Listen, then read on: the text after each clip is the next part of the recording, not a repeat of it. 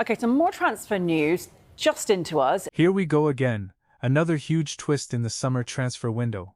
And this time it's got both Paris and Manchester buzzing. Let's start in France, where Gianluigi Donnarumma's future at PSG looks all but finished. Multiple reports suggest the relationship between the Italian goalkeeper and the club has completely broken down. This isn't just speculation.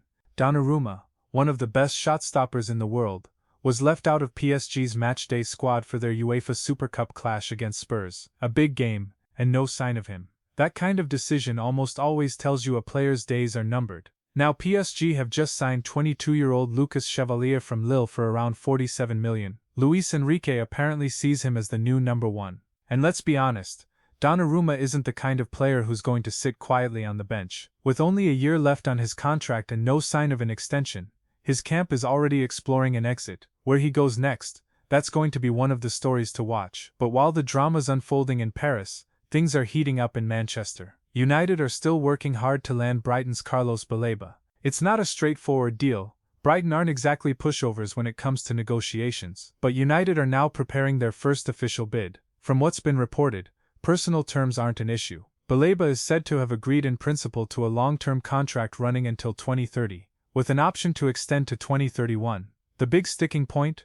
The fee. We're talking about numbers in the region of £112 million, which would make Baleba the most expensive African player in football history. This is where it gets really interesting. Baleba's profile, young, physical, technically strong, ticks a lot of boxes for what United need in midfield. But the question is, do the club push all in on one player at that price, or do they spread that money across multiple positions? What do you think?